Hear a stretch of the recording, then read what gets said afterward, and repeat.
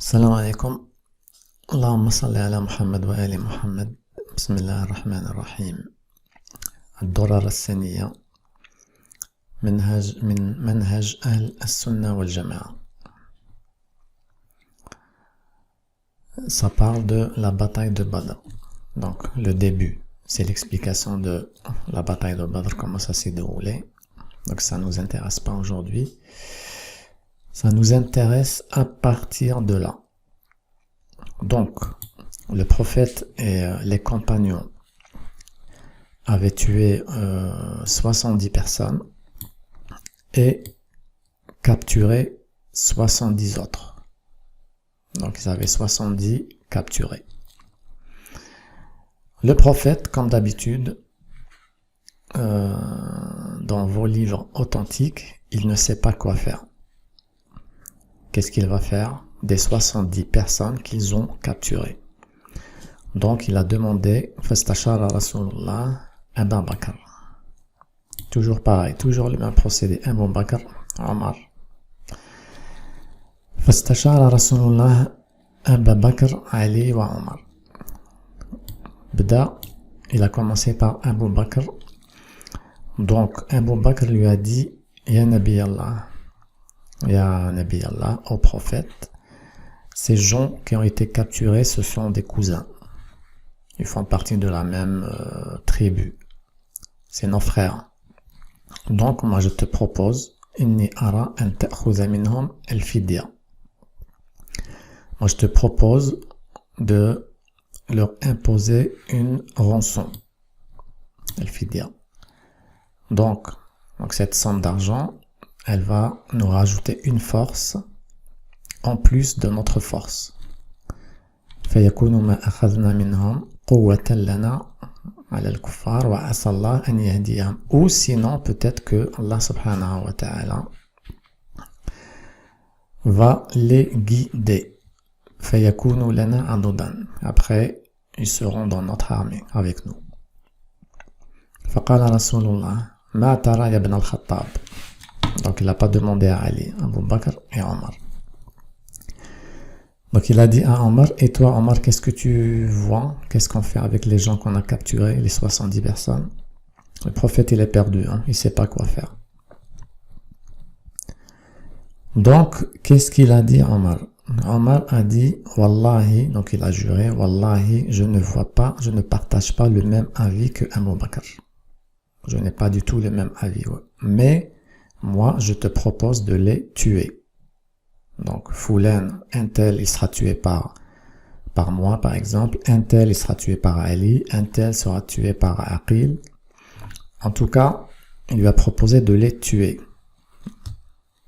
C'est capturé.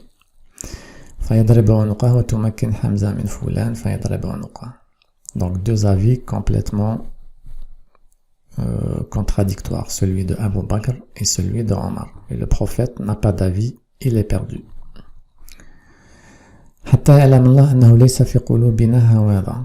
Comme cela, Allah subhanahu wa ta'ala va savoir comme quoi on est sans pitié devant ces gens-là. C'est ce qu'il faut faire avec eux.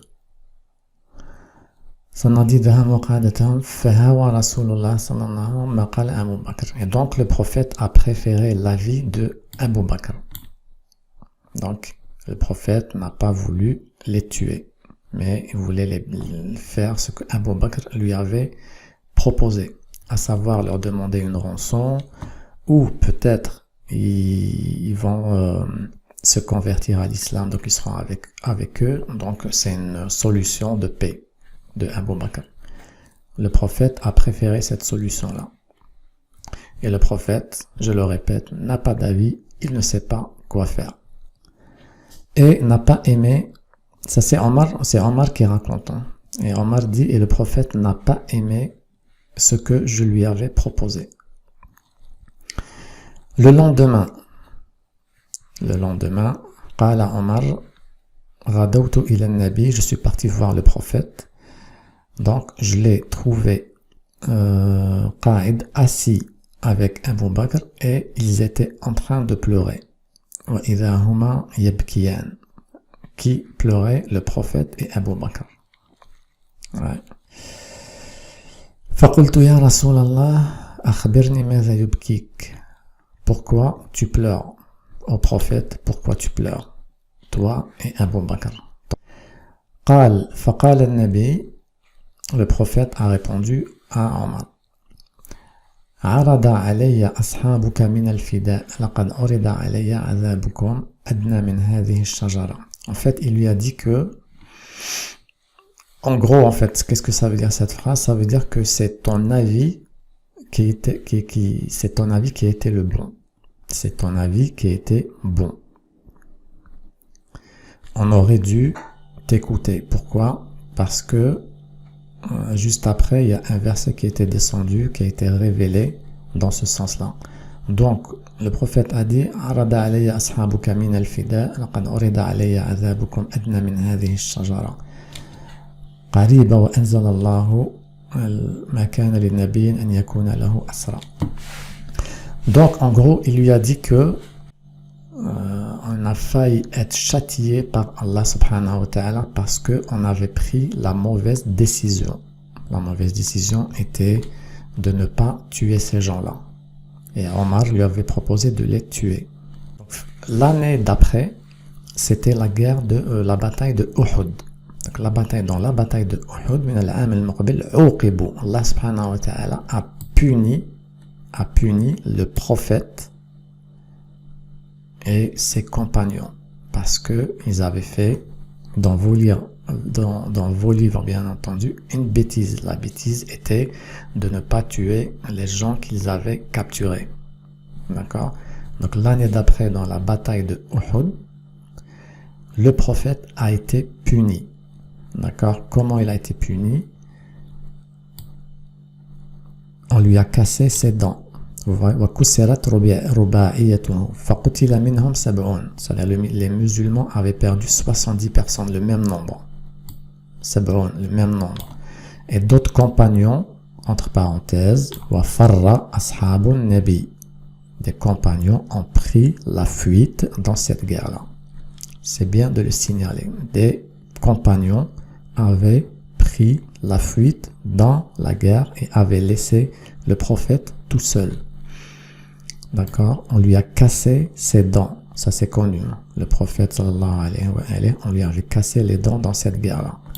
Mais ce livre-là dit que ça c'était une punition au prophète. Il a été puni pendant la guerre de Uhud pour ce qu'il avait fait dans la guerre, dans la bataille de Badr, parce qu'il n'avait pas écouté Omar ibn al-Khattab qui lui avait proposé de tuer les gens qu'ils avaient capturés. Et on va poser la question à Cheikh Wajdi Ghanim, l'Égyptien salafiste. ينزل القرآن يأيد رأي مين؟ يأيد رأي سيدنا عمر ابن الخطاب ويعيب على النبي عليه الصلاة والسلام ما كان لنبي أن يكون له أسرى حتى يثخن في الأرض يا محمد لولا كتاب من الله سبق في علم الله عز وجل ان في أسرى ان في فداء يعني لمسكم فيما أخذتم فيه عذاب عظيم. خلي بالك بكى النبي صلى الله عليه وسلم سيدنا أبو بكر وبعدين يبكوا ويجي سيدنا عمر ما يبكيكما خير ايه اللي حصل؟ قولوا لي عشان ابكي معاكم. قال يا عمر سيدنا عليه السلام لقد عرض علينا العذاب ادنى من هذه الشجره ولو نجا احد من العذاب يا عمر لنجوت انت. الراي اللي انت قلته كان صح. C'est Omar ibn al-Khattab qui a rapporté ce hadith ou cette riwaya.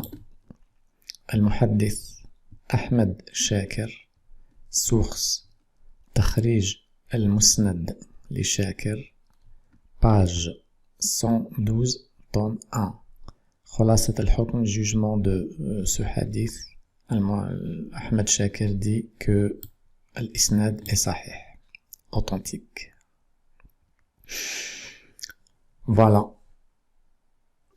Encore une fois, le prophète sallallahu alayhi wa alayhi, plus bas que terre, et Omar ibn al-Khattab, plus haut que le ciel. Qui est votre prophète? Omar ou bien Muhammad sallallahu alayhi wa alayhi? La hawla wa la quwwata illa billahi al-ali al-azim.